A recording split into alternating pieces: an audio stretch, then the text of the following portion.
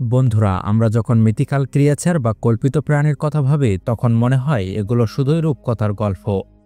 কিন্তু যদি বলি যে ইতিহাসের পাতায় কিছু এমন রহস্যময় প্রাণী ছিল যাদের অস্তিত্ব একসময় বাস্তবেই ছিল। আজকের এই ভিডিওতে আমরা জানব সেই অবাক করা কিছু প্রাণীর গল্প, যাদের মানুষ একসময় মিথ বলে মনে করেছে, কিন্তু বিজ্ঞান তাদের অথবা তাদেরই মতো দেখতে প্রাণীদের অস্তিত্বের প্রমাণ পেয়েছে। তো চলুন বন্ধুরা, শুরু করা যাক আজকের এই ভিডিওটি। নাম্বার 1, ভোদিয়ানয়। বন্ধুরা, স্লাভিক মিথোলজিতে ভোদিয়ানয় নামের এই মানুষের সাইজের মতো বড় ব্যাঙের কথা উল্লেখ আছে। মনে করা হয় যে শীতের রাতে যদি কোনো ব্যক্তি পানির আশেপাশে এই প্রাণী দেখতে পায় তাহলে তার পৃথিবী ছেড়ে দেওয়া কনফার্ম হয়ে যায়। এছাড়া যেসব গ্রামে এই প্রাণী দেখা যায় সেখানে প্রাকৃতিক দুর্যোগও তৈরি হয়। কিন্তু বন্ধুরা, বাস্তবে কি এমন কোনো প্রাণীর অস্তিত্ব পৃথিবীতে ছিল? তো বন্ধুরা, আজ থেকে ৬৬ মিলিয়ন বছর আগে পৃথিবীতে বেলজবুফো নামের এমনই একটা ব্যাঙ বাস করত, যারা ডাইনোসরের বাচ্চা পর্যন্ত মুখের মধ্যে পুরে নিতে পারত। এই কারণে একে ডেভিল ফ্রগও বলা হতো। বন্ধুরা, আজ পর্যন্ত পৃথিবীতে এর থেকে বিশাল কোনো ব্যাঙ বিবর্তন হয়নি, কিন্তু এই প্রাণী পৃথিবী থেকে বিলুপ্ত হয়ে গেছে। Number 2, Indus worm. বন্ধুরা, প্রাচীন গ্রিকের ২৪০০ বছর পুরনো একটা গ্রন্থে লেখা আছে যে ইন্ডিয়ান উপমহাদেশের ইন্ডাস নামের একটা নদীতে বিশাল একটা ওয়ার্ম পাওয়া যায়। এছাড়া এই গ্রন্থে এই প্রাণীর শিকার করার কথাও উল্লেখ করা হয়েছে, যাতে এই ওয়ার্ম থেকে এক বিশেষ ধরনের তেল তৈরি করা যায়। তো বন্ধুরা, আজ থেকে কয়েক মিলিয়ন বছর আগে ইন্ডাস ওয়ার্মের মতো আর্থ ফ্লোরা নামের একটা প্রাণী পাওয়া যেত। পৃথিবীর বুকে এটাই সবচেয়ে বিশাল অমেরুদণ্ডী প্রাণী মনে করা হয়। এটা সাইজে একটা বিটেল গাড়ির সমান ছিল। এই প্রাণী ২৯০ মিলিয়ন বছর আগে পৃথিবীতে পাওয়া যেত, যখন পৃথিবীতে ডাইনোসর পর্যন্ত বিবর্তন হয়নি।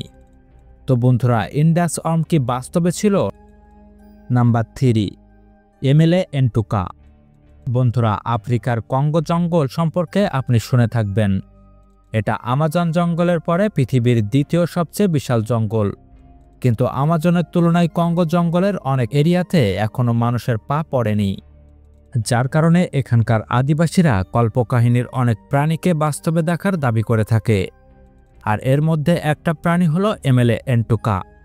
এই প্রাণীর সামনে একটা বিশাল শিং এবং পিছনে একটা লম্বা লেজ থাকে।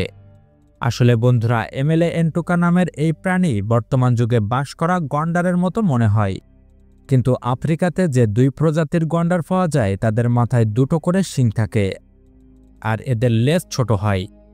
তাই বলা যায় যে এমেলে এন্টুকা আসলে গন্ডারের কোনো বিশেষ প্রজাতি হতে পারে, যাদেরকে এখনও মানুষ আবিষ্কার করতে পারেনি। এছাড়া পৃথিবীতে একসময় আর্সিনয়থেরিয়াম এবং মেগাসেরপ নামের কিছু প্রাণী বাস করত, যারা কিছুটা এমেলে এন্টুকার মতো ছিল। তাই হতে পারে কঙ্গো জঙ্গলের গভীরে এই প্রজাতির কোনো প্রাণী এখনও টিকে আছে, যাদেরকে সেখানকার মানুষ এমেলে এন্টুকা নামে চিনে থাকে। Number 4, Erymanthian boar. বন্ধুরা, গ্রিক মাইথোলজির বিখ্যাত দেবতা হারকিউলিসকে একবার এই এরিথমেন্থিয়ান নামক শূকর ধরার দায়িত্ব দেওয়া হয়। কাহিনীতে এই প্রাণীকে অনেক ভয়ঙ্কর প্রাণী বলা হয়েছে, কিন্তু বাস্তবে এমন কোনো শূকরের অস্তিত্ব ছিল? তো বন্ধুরা, বাস্তবে পৃথিবীতে কাহিনীর থেকেও ভয়ঙ্কর ডেওডন নামের প্রাণী পাওয়া যেত, যারা বর্তমান যুগের শূকরের মতো তৃণভোজী ছিল। বন্ধুরা, এই ডেওডনকে পৃথিবীর ইতিহাসের সবচেয়ে আজব প্রাণীও বলা হয়, কিন্তু এই প্রাণীর শূকর পরিবারের সদস্য ছিল না। এরা ছিল জলহস্তী এবং তিমি পরিবারের সদস্য। নাম্বার 5, দৈত্যাকার ভালচার। বন্ধুরা, হিন্দু মিথের বিখ্যাত বই রামায়ণের জাটায়ু নামের একটা বিশাল ঈগলের কথা উল্লেখ আছে। এছাড়া মধ্যপ্রাচ্যে রক নামের একটা বিশাল ঈগলের মতো মিথিক্যাল প্রাণীর কথা শোনা যায়।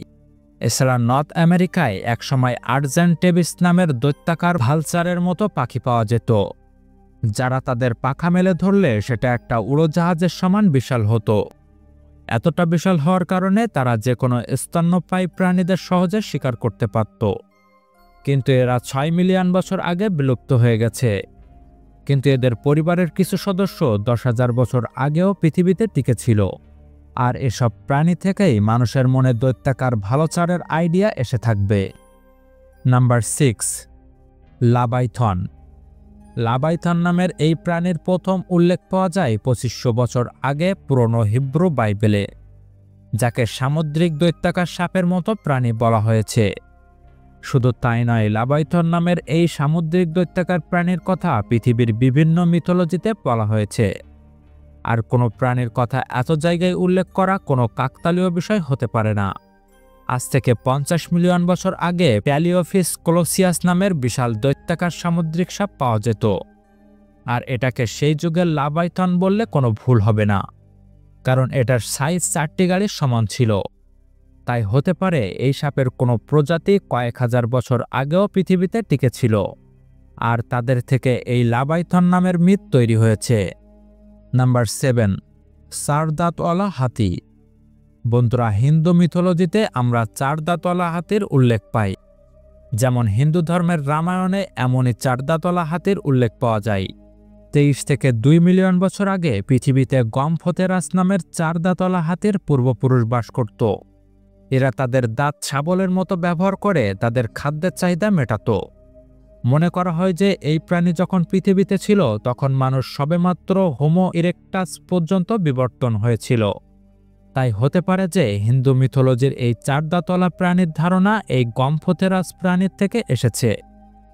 তো বন্ধুরা, আজকের ভিডিওটি এই পর্যন্ত। ভিডিওটি কেমন লাগলো সেটা কমেন্টে জানান। এছাড়া ভিডিওটিকে লাইক এবং চ্যানেলটিকে সাবস্ক্রাইব করবেন। ধন্যবাদ ভিডিওটি শেষ পর্যন্ত দেখার জন্য।